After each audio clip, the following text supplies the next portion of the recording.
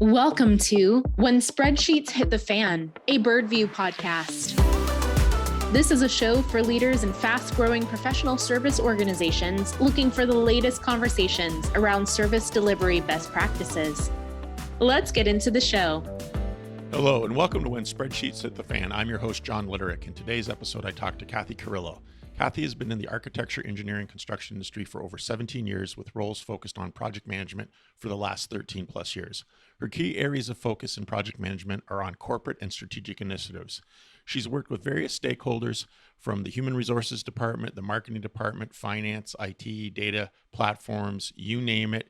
If there's a corporate department, she's worked with it. During her long tenure, her focus has really been on system implementation and integration facts. Here's a real fun personal fact about Kathy. Her husband says that she has tomato logic. Tomato logic means she can't eat tomatoes on sandwiches, burgers, etc., but she doesn't mind tomatoes in salads or salsas. It's only tomatoes on sandwiches and burgers that bother her. Today, interestingly enough, we're going to talk about something else that bothers Kathy as a project management professional, and that is poorly thought out business initiatives. Kathy's going to share some of her best techniques for ensuring that a business initiative is poised for success right from the launch. And we'll also hear what Kathy thinks about spreadsheets. So if you like what you hear, please follow the show and leave a rating wherever you're listening. Let's jump right into it. Well, Kathy, excited to have you on the show. You are a very tenured project management professional, and you have a lot of great how-tos. So we're going to do something different on the show. I'm not going to ask all the normal questions that I ask. I'm just going to get into it. Is what's the one thing that you would start, boil it down into a sentence, and then let's just not worry about why it's true. Let's just go on the assumption that it is. And you tell us how you really work hard to get the right behavior from your stakeholders. Sound good? Sounds good. All right, so I'll dive on in. What I would say is stop giving project managers the solution and start telling them the problem. Well said. I'll repeat that for our listening audience. Stop giving your project managers a solution and let them do what you paid them to do. Start telling them the problem and they'll figure it out. So I elaborated a little bit for you because I'm with you on this. We talked about this, and I think you have a lot of great insight as to why this is true, but we're going to go to keep the podcast relatively short. We're going to go on faith that people believe you and understand that.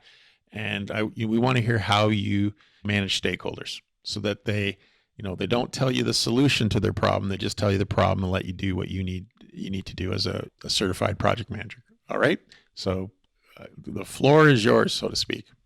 Awesome. All right. So I think the hardest part of any project manager's job in this case is really, how do you make this happen? How do you get them to stop coming to you with the solution?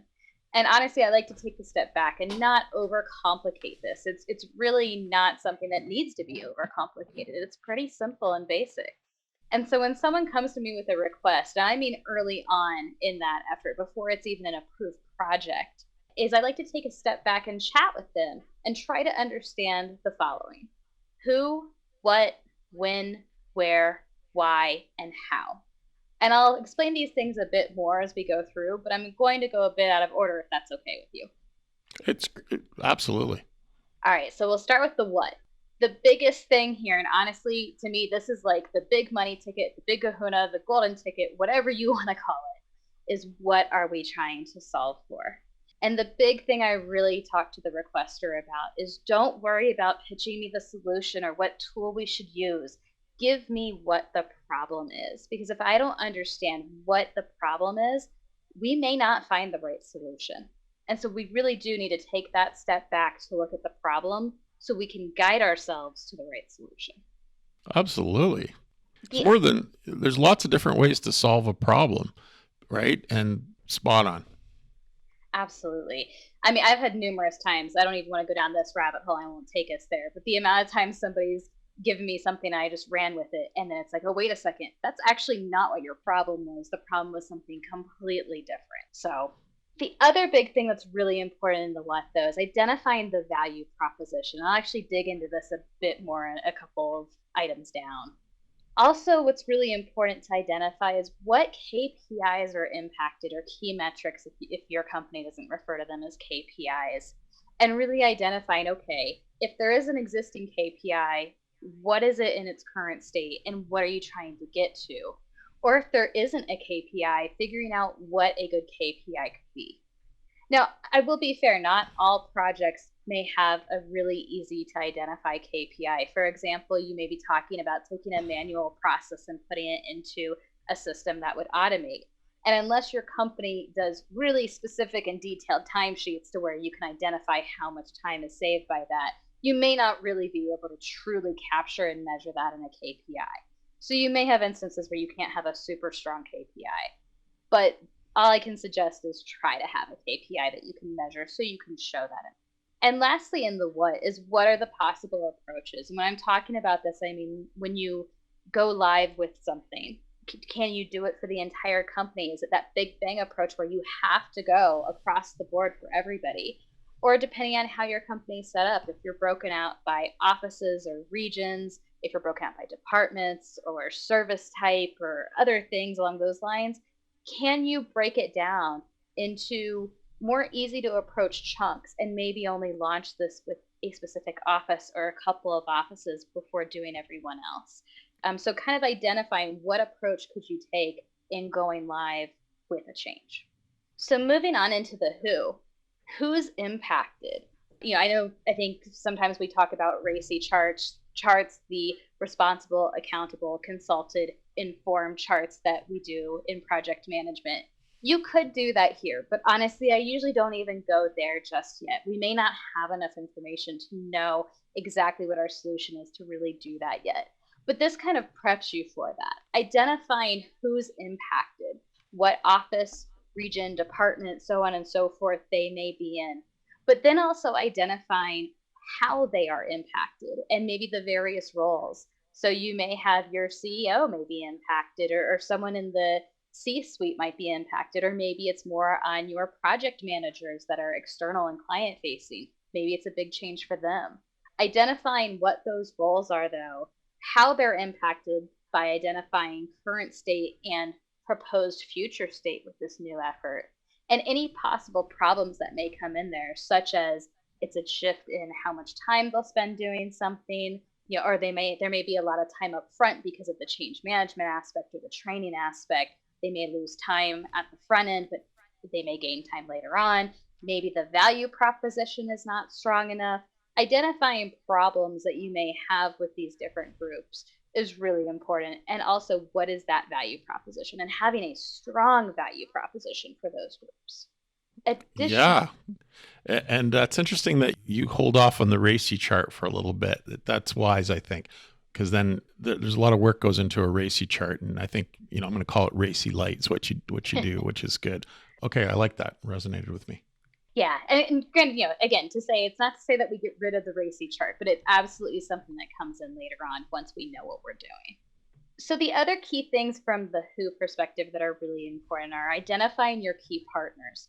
And that can be throughout your firm as well as maybe with consultants, or maybe you need to partner with a consultant. You haven't even identified who that is yet. But identifying who's going to help you with this effort. Because let's be honest, none of us can make these projects work on our own. It's always going to be a team effort. So Figuring that out, identifying those needs, and maybe it's identifying who you'd like versus maybe who's available too. Maybe even going to that depth is really important. Additionally, it's also really important to identify who needs to approve the effort.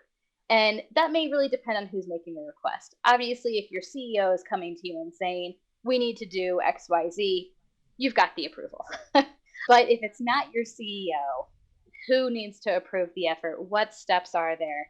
And what do you need to have in place? And again, I'm not saying you take this initial request there yet. You guys need to build that case, and that's what all these questions are going to do. But identifying, okay, this is the next step. Once we figure all of this stuff out, this is the next step we take to get this into the approval chain. A couple of last who's there is who do you need to partner with cross-functionally? And when I say partner, that's actually very different than when I was talking about your key partners. It may be as simple as you need support from IT because they have to purchase the software. And that may be their only part in it. They may Right. not be a key core partner for this effort, but you do need some support from IT. Identifying other areas and other groups that need to work together. Maybe your data platform team needs to work with your marketing team because you need reporting help or whatever the case may be. So again, just identifying that so you're really starting to get an idea of what your resourcing needs look like. And most importantly is really identifying where there are gaps in that support. You might need to hire more people. And is that something your company is currently capable of doing? Are you in a position where you can hire more people? Is there a hiring freeze? What's going on? And if you can't get those hires, what does that mean for this effort? Are there other people you can potentially partner with across the firm to help you do this? And maybe you just need part-time help from multiple people or whatever the case may be. So that's something just really important to identify, and letting your sponsors or the approvers know, hey, we're going to need this. It's also really important to know long term for these efforts, especially if you're launching like a new system like a Salesforce or a Workday or something like that, or if you're creating a really new intensive process, who is going to manage and maintain that effort in the long run? Usually, most times when you implement something like a Salesforce or a Workday or an ERP system, you want to have a product manager who will then maintain it in the long run. And again, this goes back to that hiring thing. If you don't have that in-house currently, what does that look like at the end of this project? So again, you may not have all of the answers to these who's early on, but identifying everything you possibly can just puts you in a better position to have a better conversation about this project and to really work towards bringing this information to the approvers.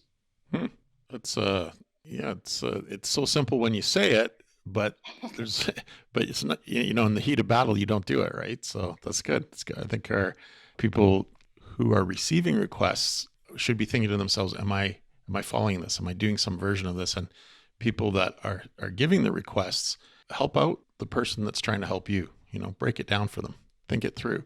Yeah, exactly. So moving on through the points here, we'll go into the win. And the win, it's, again, meant to be fairly short and just to ask some very generic questions. You'll dig more into actually creating a timeline and a project plan later on. But it's really good to understand, is there a generic idea of when this should or needs to be completed? Is there something that's driving this and it needs to be done by X date? Or is this something you're trying to launch and it should be associated with the launch of the new fiscal year or something like that? So just getting a generic understanding of those timeframes and if there's something there that needs to happen is really important and great to identify early on. It's also helpful at this point to understand if you can roll this out, like we talked about in the what a little bit, do like a slow rollout, or again, if it needs to be big bang. But if you are able to roll this out, maybe a few offices at a time, how are you going to determine who goes first, second, and third without it becoming maybe a big politics game? And how do you let down nicely those offices that aren't going first? And then kind of coordinating all of that. So again, you don't have to have this totally figured out, but having some concept of what you're going to do is helpful. Also identifying what other events may impact the need or the timing for this, particularly around the approval side. So for example, there may be decisions that need to be made or approved by the board. And so you need to have a proposal together for this potential project by a certain date so they have time to review it and or approve it. And if you don't hit that date, it might be another 3 months before you can do that again. So keeping that kind of in mind as you're working through this as well. And then lastly, and some may argue most importantly, but when does this need to be entered, updated, maintained, or reviewed, especially if we're talking about something that deals with data entry, whether that be a brand new system or a change to a process? It's really important to understand when you're going to need to do these items. So we'll go on ahead and jump into the where now. Where could this information be stored? Or what are the possible tools we can use to solve the problem? And again, you're asking this of yourself and of the requester to identify what possible solutions. But I think what's really important, again, to hone in here on with the requester is you are not asking them to say, oh, well, I want you to do this in Salesforce, or I want you to do this in Workday. No, let's be more broad about this. What are all the possible options? Are you only tracking employee information in Workday? And maybe if that's the only system you're doing it in, maybe Workday is the only solution you list. But if you're putting information in Workday and maybe you have Active Directory and maybe you have an intranet with profiles that you're using for your people or something else, what are all the possible solutions? And you may have a general idea of the right one, but go on ahead and list them all down so you can make sure you actually look through them all and do the proper review and mark off the ones that should and shouldn't be considered. The other thing that's really important to identify at this point in time too is of those solutions you mentioned, are there any possible issues or other relevant information that you might need to know? So for example, maybe you're getting ready to renew licenses for Salesforce and your company only bought a certain amount. They didn't buy them for the entire company. If the renewal is coming up, maybe that's the right time to talk about getting more licenses for Salesforce for this new initiative. That may come up. Or maybe it's the fact that you just don't have enough licenses, and that may actually impact whether you can or can't use that tool. So identifying those things early on will again help lead you to a better conversation about, okay, where can we go with this? And lastly, with the where, it's also important to understand, is there any overlap with the solutions or the tools? Do you maybe need to do integrations between your various solutions? And again, just quickly identifying, hey, we might want to integrate Salesforce with Workday or vice versa, whatever the case may be, depending on what tools you're talking about using. And again, you may not know everything, but just identifying what you can is super important at this point, just so you're bringing all the right people to the table as you continue these conversations and reviewing all the right possibilities. Yeah, it's interesting.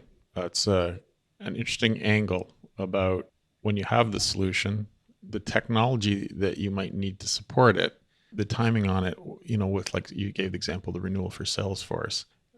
I've seen that, right? I've seen buying something to fix one problem, and then you realize if you integrate it with something else, you could actually get all these other benefits, right? And so thinking that through, but then thinking about, okay, how does that impact the other technology, right? Do we have enough licenses? So yeah, these are kind of the nuanced things that I don't think everybody always thinks about, because they're always wanting to get to the solution, right? And taking that step back and thinking all the different angles that you're showing, I think it's really, really, really helpful.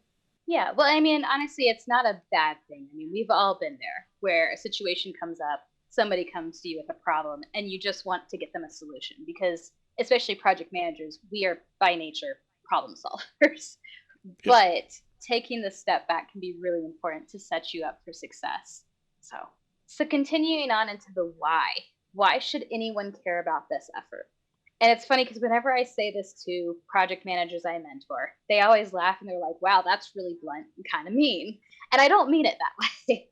But, the big thing to remember is that we are all super busy these days. Everybody constantly has competing priorities and they're constantly overloaded. So it's really important that we as project managers sit back and any project that we're working on, we bring it to the table and we make sure that there is actually legitimate value to what we're proposing and that we're not just doing it for the sake of doing it. And that, there is clear value, especially again, kind of picking on project managers that are more client facing. They have so many demands coming at them, demands from the clients, demands from the company, all of these competing priorities, and only so many hours in the day. So making sure that whatever we're doing for them actually makes sense is really important. And at the end of the day, you could go into this rabbit hole of all these different why questions, but your why questions and your what questions are the things that you should ask yourself in these what and whys really should align and kind of be one and the same. Yes, absolutely. I mean, it applies not just in project management. In sales, it's important. If I can't tie the purchase of software, we sell software here at Easy Projects Birdview, back to a main priority of the business, then it can get deep. The need for the software can get deprioritized pretty quickly. Exactly. Right? Because the business is always going to they're going to start at the top. What's the number one priority? What's the number two priority? Right? So I think really understanding why someone should care about this effort, it's crucial, right? It's going to sort of predict if the project's like 3 months long, it's going to predict kind of where the intensity is going to be like at 6 weeks. Are people still going to be really driven to get it done, right? If no one really cares about it, right? So making sure it's a true need and not just like a nice to have is, important to the success of any kind of initiative in the business world. So I don't think that training project managers to ask the question, why should someone care about this effort? I think it's a really good thing, right? Exactly. So, yeah. And Okay, let's get to go ahead. Yeah, sorry to interrupt you there. No, I was going to say, and granted, sometimes I word it a little nicer, but for this podcast, I figured I'd just be a little bit more blunt and to the point of Good. Why should people care? Yeah, we're blunt here. Stop doing this, start doing that. That's what the program's about. Yep. All right, let's get to the how. All right. So how will you get buy-in from leadership and others? And again, this does largely go back to your value proposition there. But you may also need to get buy-in at office or regional or department levels, maybe get other people to join you and the one or multiple requesters in that and take it to leadership and say, hey, all of these people back this. Here's the why. Here's kind of a high level game plan of what we think we want to do before you can get them to say, okay, yep, we stamped that project with approval. Let's do it. And again, figuring out the best way to do this is really going to depend on your company, the culture, what the organizational setup is, and who you need to go to for approval. Also, it's really important to do in the how, though, and this step I honestly see missed probably more times than not, is what is the current process? If there is one, mind you. But if there is a process and it's not already documented, write it down. Get it in here into this document so you can really understand what that change is going to be. Because it's going to be really important as you're talking through to leadership for approval and just in general for the value proposition of we're going from this to that, and here's the difference, and here's how I know there's a difference because this is the change. And of course, within the how is identifying the new process. And what's really important in here is identifying who will be responsible for entering, updating, maintaining, reviewing that data, if it's data-based. If it's the go live of a new system, you will also have process identification in there. It will be about how do you launch the new system? What does that go live plan look like? And making sure that all of that gets handled. But also, okay, once it's done and it's live, then what? Who's handling it? Who's responsible for taking care of and entering information into the system? Who's handling training? Who's answering questions? So on and so forth. So again, you may not know everything at this point because you may not fully have a solution identified, but identifying as much as you can will be super helpful. And lastly is identify accountability and how will that be handled. So again, this is where we go back to kind of the KPIs we were talking about earlier. How will we measure that this was successful? How will we measure that we actually made an improvement? So hopefully that's through a KPI you've identified. And if you can, try to make that as visible as possible. Have it showing on high visibility reports or dashboards. Have it brought up and shown in meetings or whatever makes sense for your organization, depending on what's going on. Well, this is great. I mean, that's a lot for someone to just be listening and trying to get all those gems. So this is one of those ones where our listeners will have to, listen and pull it apart. Do you have a document that you follow? Is this all in your head? Is this something you could share in written form for our listening audience? So as far as the who, what, when, where, why, how, that's documented right there in what I just said. Okay. But in terms of how I take in this information and what I do with it, once I've had this conversation, I kind of have gone through that who, what, when, where, why, how with the requester. I take it and I turn it into more of what we're used to in the project management world, scope definition, requirements, so on and so forth. And I do have a template that I'll be happy to share with you and the listeners on this podcast called Project Requirements Intake Form. And it's something I've created in the last few years to really sit there and then take that who, what, when, where, why, how, and fit it into our project management speak. And sometimes I'll actually send that form out to some of the requesters and ask them to fill it in based on our conversation. And then I'll help them fill it out more fully. And then we can really start developing that business case to take to the leadership and approval committee or whoever that may be to bless the project to continue. But yeah, I'll be happy to share that with you and the listeners. Oh, well, that's great, Kathy. Very generous of you. We really appreciate it.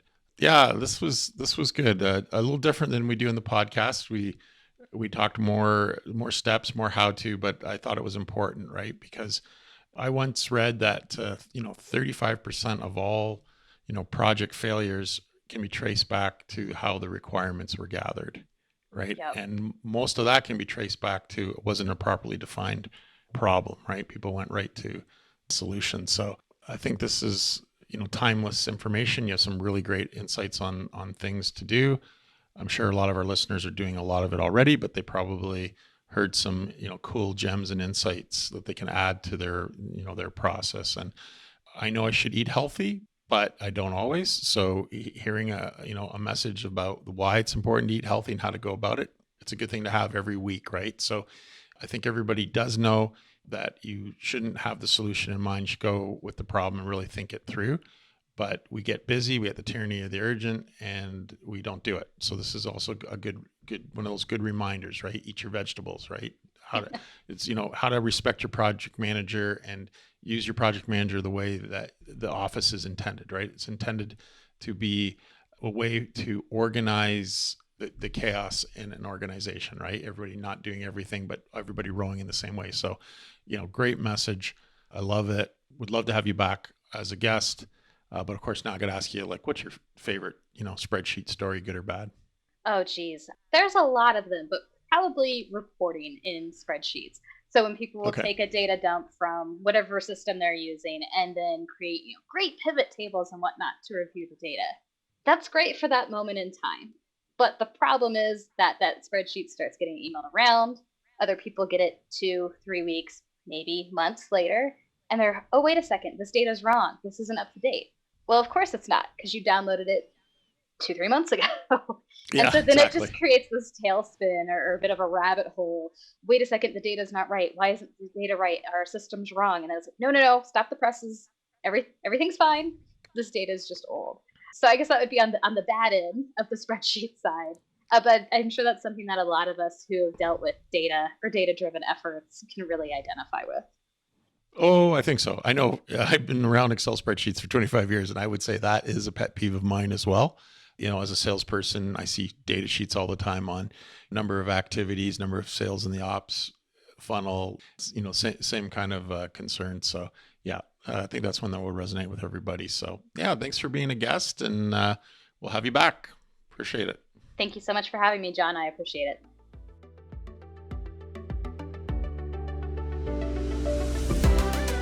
You've been listening to When Spreadsheets Hit the Fan, a Birdview podcast. Keep connected with us by subscribing to the show in your favorite podcast player. If you like what you've heard, please rate the show. That helps us to keep delivering the latest and best practices for professional service teams. Until next time.